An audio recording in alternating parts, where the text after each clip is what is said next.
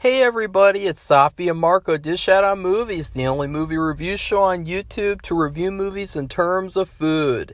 It's just Marco here once again.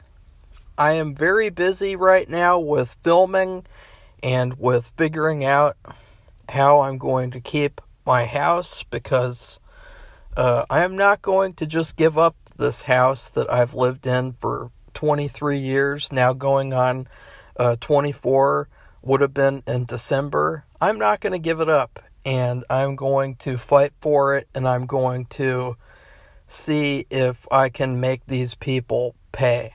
Because here's the thing. They could, and just so you guys know, if you don't know, we've lived in a house from the Civil War. It's a historic house. It has artifacts all over the property. It has, the driveway was supposed to be a railroad. And what happened? Our family has lived in this house for 34 years, paid rent on time every single month. There might have been like 1 or 2 months in the entire time where we paid late because I think a glitch happened and it was hard to pay it online and they changed websites or something. But other than that, perfect tenants for 34 years. And this is how we're paid back.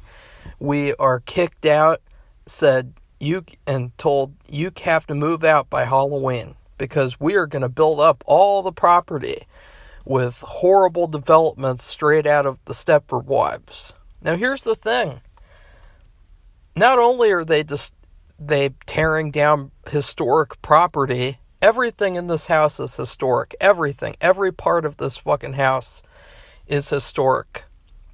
Not only are they doing that, but they're tearing down my entire childhood and my entire life so far. They're basically taking away a part of our family. And I'm not going to put up with it. And here's the thing, too. They could have done something nice. They could have done something and said, you know what? We're going to build up all the rest of the land, and then we're going to have this strip of land where it's like, you have all the historical properties, 1, 2, 3, 4, 5. Like, they could have done that, and they could have said, you know what, this is going to be a part of this development. But instead, they're trying to kick us out and tear it all down so that they can build more houses for certain people to have more convenience. And just remember that. Because on the website for the development, it says, this is all about convenience and oh my God, there's all these fantastic things about this community. And it's like, wait a second. You're kicking out your own community so that you can give certain people in your community more convenience than others. I find that wrong. I find it evil. I find it soulless. I find it corrupt. And I find it a disgrace, a shameful disgrace. And I'm going to be starting off every single fucking review I ever do from now on talking about this shit to make people aware of what they're doing. So, I am here today to quickly review a movie that I watched for fun, quote unquote, because it ended up being very, very a bad decision to watch, okay? I watched The Secret Life of Jeffrey Dahmer,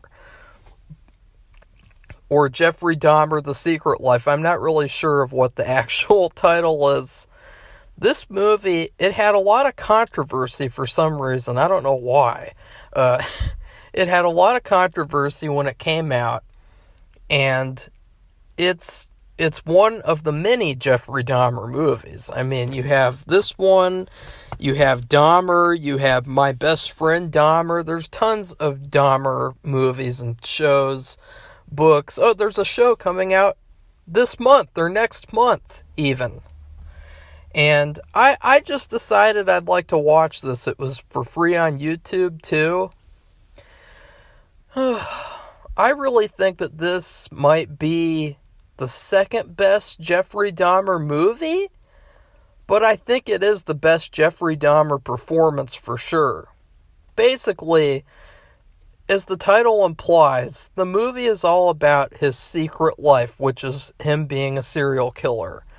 And it's basically him killing people the entire movie. Like, you see kill, kill, kill, kill, kill. The entire movie. It is exhausting. It is mentally challenging to watch because it's dark, it's depressing. It gave me a stomach ache. It really just made me sick. I had trouble.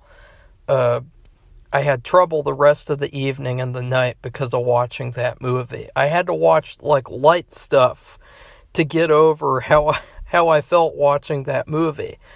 So it was a very strange movie. One of the great things about this movie was that as people said in the comments, it felt like a movie that came out of the 70s. Like, if I had seen this movie without a date and without knowing when Jeffrey Dahmer went to prison, I would have assumed that this was like a 70s exploitation movie. It's very cool aesthetically, like how they made this movie that feels like it was not in the 90s. It was like in the 70s or 60s even. And one of the things about it that I'd like to talk about is the main character, Jeffrey Dahmer. Of course, obviously I want to talk about that, but more specifically, I wanted to talk about the acting, because I really thought the acting was incredible with this character. He was so evil. He was so... This was unpleasant. It was a very unpleasant experience watching this person. He had these moments of like quote-unquote sympathy, but it really just made you think about how, like, what happened to this kid as a child? What happened to him with his father? Why is he like this? Why does he have these blackouts?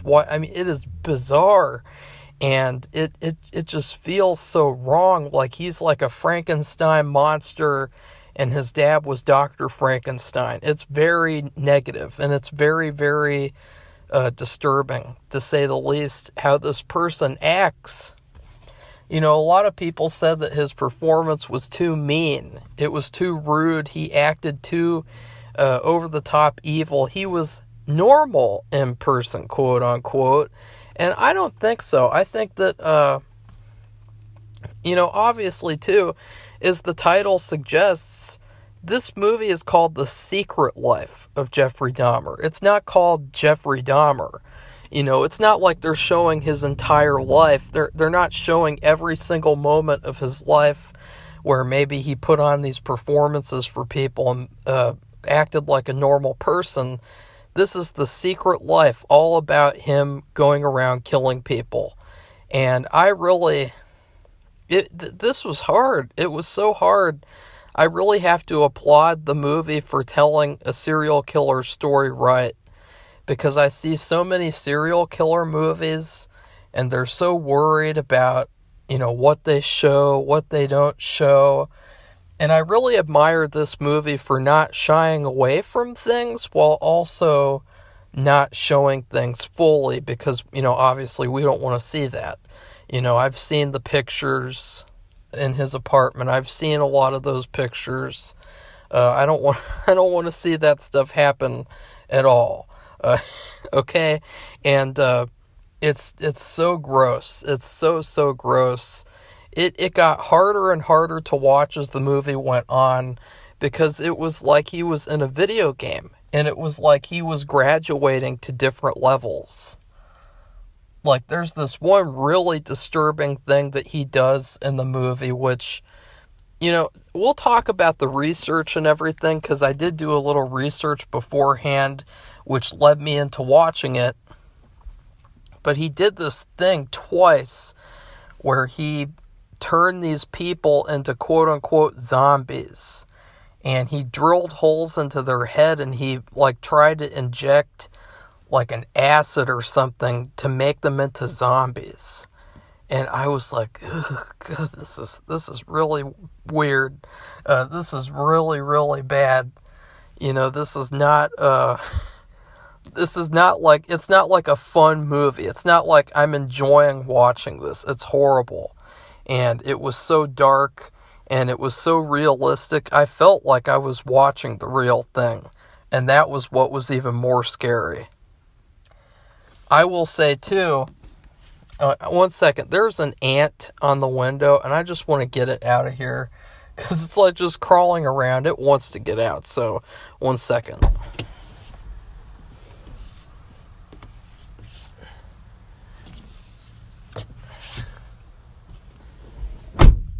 Okay, hopefully that got it out. Sorry about that.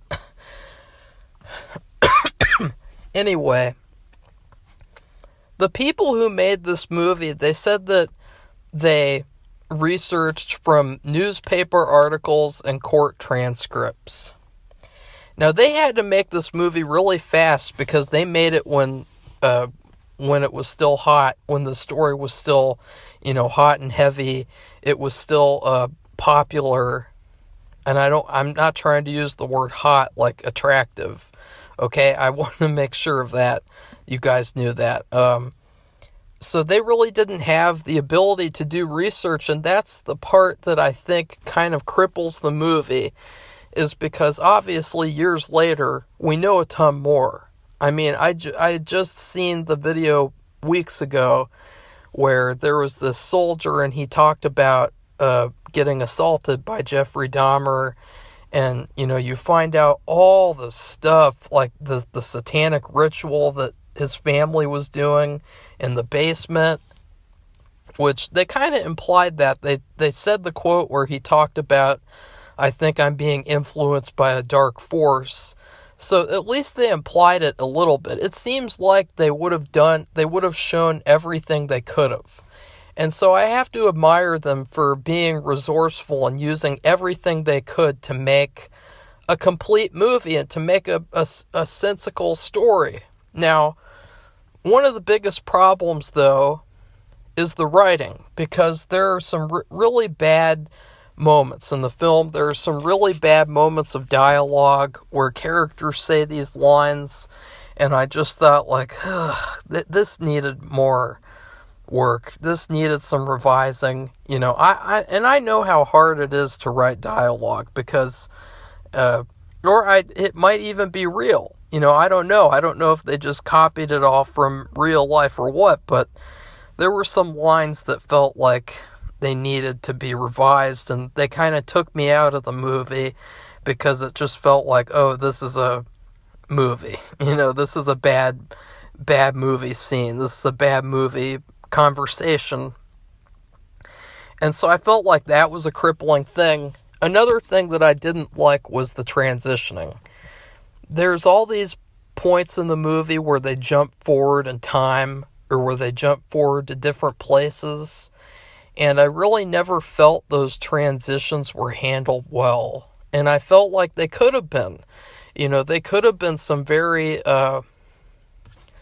I don't know, not necessarily like important moments, but just better executed moments, like moments that feel like we are transitioning to the next stage. We are going to that. We're going to that. Instead of just, they had these little captions on the screen that said, "In 1985, Jeffrey Dahmer killed this many people in this place, and then he moved there." They didn't really handle the transitions very well from setting to setting. Another issue that I had was that there were these certain sequences where really, really major things happened. One of those sequences was, of course, the infamous story where there was that teenage Laotian person who his brother had survived, and he had escaped Jeffrey's house, which makes it even more disturbing and weird and coincidental that he happened to also go after his brother. And his brother, they had the whole thing where he escaped from the house, the apartment, and he ran into the street, and he called the police, and then the police gave him back to Jeffrey. And that moment was just so awful to think about in real life, because it really just shows you how there really are conspiracies out there, and this was one of them. And you can see how, they didn't even care about hiding that fact that they literally handed back one of his victims to him. Like, oh, you guys had a fight? Oh, well, here you go. Here's a little teenager, this little tiny person who looks clearly like a teenager. Here you go, Jeffrey. Give him hell, Jeffrey. They might as well have stood there and said that, because that's what they basically did. And I find it sickening. And I find it sickening the fact that they got away with doing that too, and that they never got held accountable. But that moment in the film, it happens in like 2 seconds. Like, they literally show that for like 2 seconds, and then it's on to the next thing. And I really felt like that should have been longer. And there's another part at the end of the film where it's really weird. Like, I had never heard that Jeffrey had wanted to get caught. But they have that interaction with, like, the final victim where he gets away and everything, and then he gets arrested.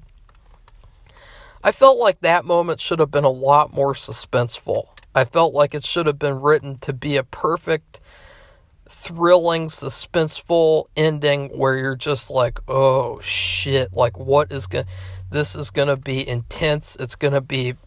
No, it's not like that. It just kind of feels like he gives up. Like, it literally feels like, okay, you're in the serial killer video game, and you press pause, and you put down the controller, and you go, bye-bye, and you just walk away from the video game. And I really wanted it to feel more dramatic and more impactful. It just kind of felt like it happened, and that's it.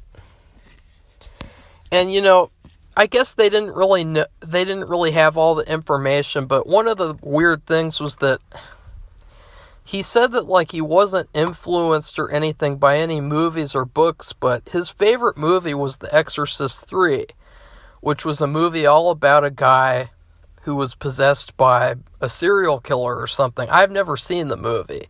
Or, like, I don't know, like a serial killer possessed by a demon. And then there was the thing about, he actually had a book about a serial killer named Larry Eiler, I believe. And he had the book, and one of the page where it talked about anesthetic and about drugging his victims, he had that page marked. And so he was actively doing research to figure out how to kill these people and do all this stuff. And so I don't understand why he said in real life, or why they had that line of dialogue where he said, I'm not influenced by any books or movies or anything of that nature. I just do what I do. I didn't understand that. So, now let's get to the good stuff. This movie was tough. There was a very, very disturbing sequence that it really was hard to watch. I mean, most of the movie was hard to watch. And that's another problem for me, is that, even though it is a serial killer movie, I kind of wish it was easier to watch. Because there's going to be a lot of people, like the people back then, who called it exploitative. And then there's going to be a lot of people who can't watch the thing because they don't want to see anything like that. And I feel like there should be like a balance where you have those dark scenes, and then you have all the rest of the movie. I feel like it should be a lot more, I don't know, like with Psycho, like with the movie Psycho, the whole movie isn't just him killing people and, ooh, look, he's doing all this stuff with the cleaning. No, like the whole movie, there's a lot of stuff that happens. It's not just the murder. It's not just those couple of murders at all. So I'd have to say that is a little complaint, but I enjoyed the movie, kinda. I would never watch it again, though, because it just made me feel so icky, and it made me feel so depressed and grossed out, and grossed out by the fact that all these people got killed, and it went on for this long period of time. It's disturbing. It's very upsetting. And one of the, probably the best part of the film, or I guess the most disturbing part, there's this one part where Jeffrey brings home a guy who's deaf. And the guy is really, really nice, and I guess he's gay. I don't know. Whatever, who cares? He's kind of modeling for him and all this stuff. And Jeffrey, it's kind of funny at first, because Jeffrey's getting frustrated, and he can't, like, say, hey, do you want a drink? Or, hey, I'm going to go to the bathroom, because he can't understand him. And so, it's really hilarious, because then Jeffrey leaves, and the guy starts, like, looking at a nude magazine, and starts, like, getting, I don't know, like, I thought that was kind of funny. Like, because he told him, stay right there. And he positioned himself so perfectly to where Jeffrey could just walk up behind him. And so there's this very upsetting part where Jeffrey is walking behind him, and he has his drill. And he's basically taunting him. And he's saying, like, you can't hear me. You can't hear me. And it is just, or no, not a drill, like a saw. And that was so awful, because he had no idea what was coming. It was so dark, but I thought that was brilliant. See, if there was more suspenseful stuff like that in the film, I would give this movie like a perfect grade. Although, a perfect movie that I can't ever watch more than once. To be more precise. There's another sequence where I thought probably the saddest part of the film, where there's this guy that he really, really likes. And I thought, you know what? It's too bad that he didn't just stop killing, and he didn't get help ever, and that he just would just get with this guy here, because this guy, they really liked each other, and it was really kind of like, okay, like, you kind of wish that things turned out differently, but he kills him, and it's very, very unpleasant once again, and he gets the idea to, like, cut body parts off and just keep those, and so he boils the guy's head, and then he takes out the head, or the skull, with blood and stuff still on it, and he puts it in a towel, and he, like, holds it, and he's, like, cradling it like a baby. And I thought that was another moment of genius, because it was just so eerie and creepy and weird, and, you know, you could really imagine Jeffrey doing that in real life. Another moment that was hard to watch was when he was feeding this one guy venison, and it was kind of funny, because the guy was like, this is really good meatloaf. What is this? And he's like, this is venison. My dad goes hunting all the time, and he brings it to me. And then he says, can I get you a soda or a beer? And he's like, no, I don't want either of those. And he's like, can I get you a water? And he's like, no, I don't eat, I just drink. And he's like, okay, how about I get you more venison? Wink, wink. And he's like, okay. And then he gets it, and the guy says, I'm not hungry anymore. Give me a soda. I don't care about the sugar. And I thought that whole sequence was that was great. See, that was great dialogue, to the point of where I can't tell if, like, that's real or fake, because if it's real, it's like genius level dialogue from the universe, whatever you could say, because it was so, that was a good Hitchcockian moment. You know, there should have been more Hitchcockian moments like that. That would have improved the film more. And so then it gets dark once again, because he puts this guy in a barrel of acid alive. That was very hard to watch as well. A lot of this whole movie is a non-stop, relentless killing machine. And the best thing about it is definitely Jeffrey's performance. He does a fantastic job is the character. He is scary, he is evil, he is awful.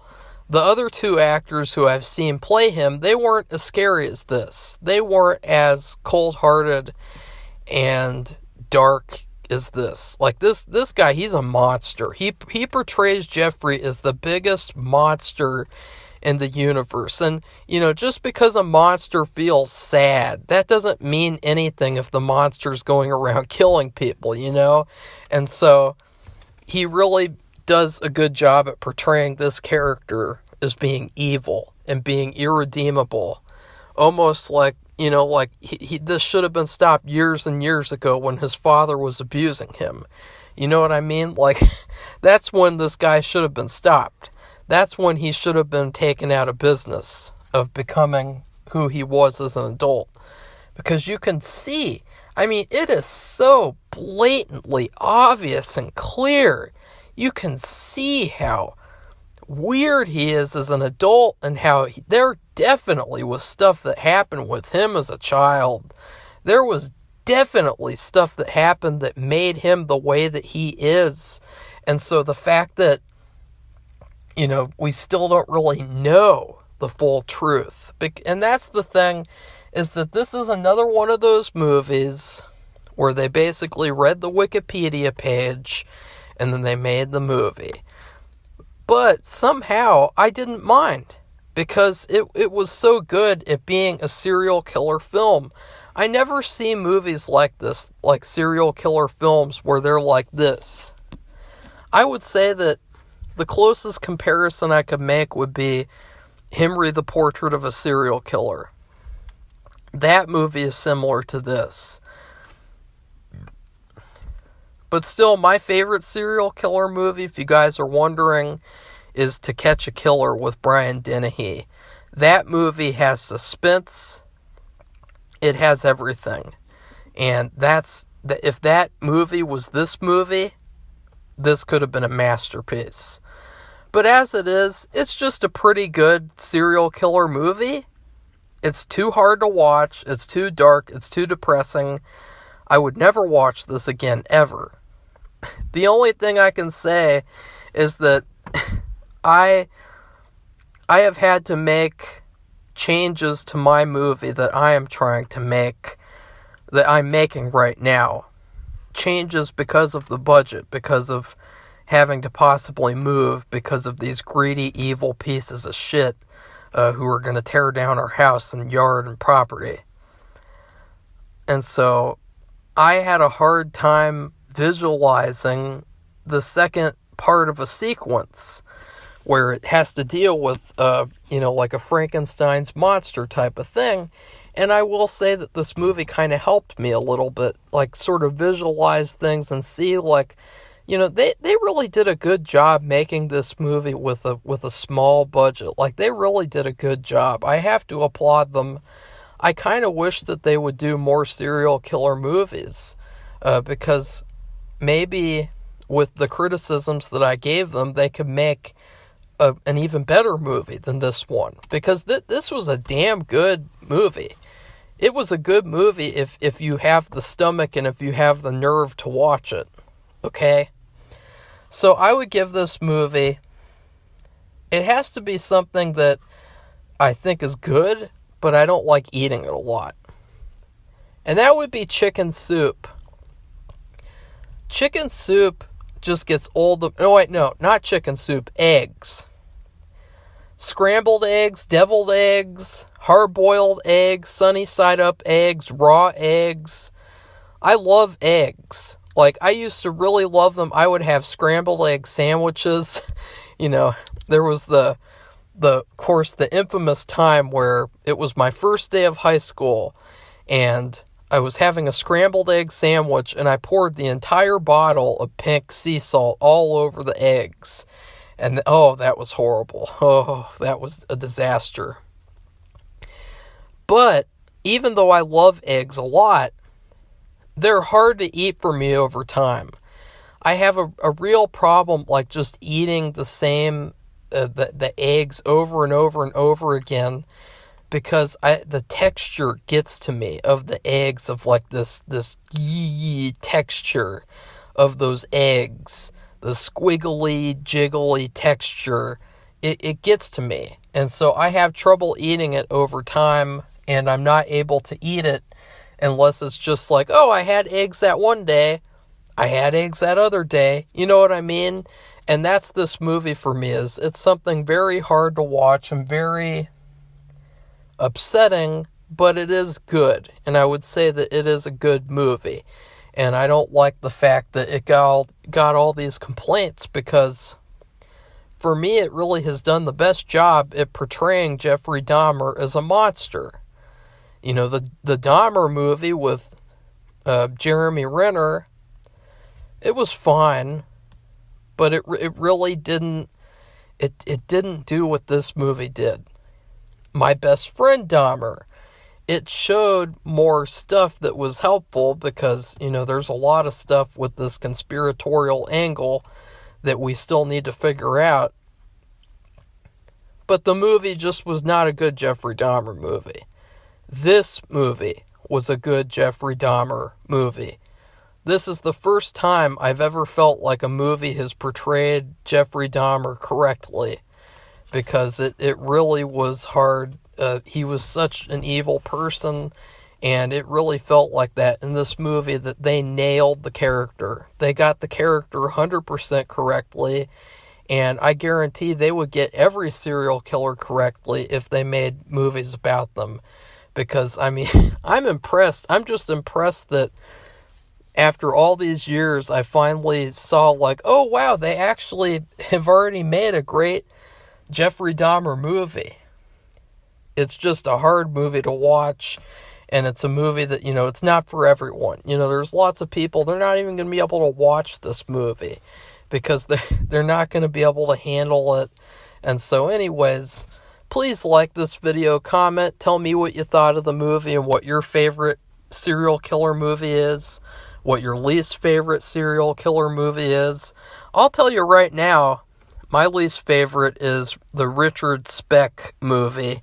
Gross. I thought that movie was terrible. Gross. And then please subscribe to this channel if you'd like to see more honest movie reviews. Goodbye, everybody. See you soon.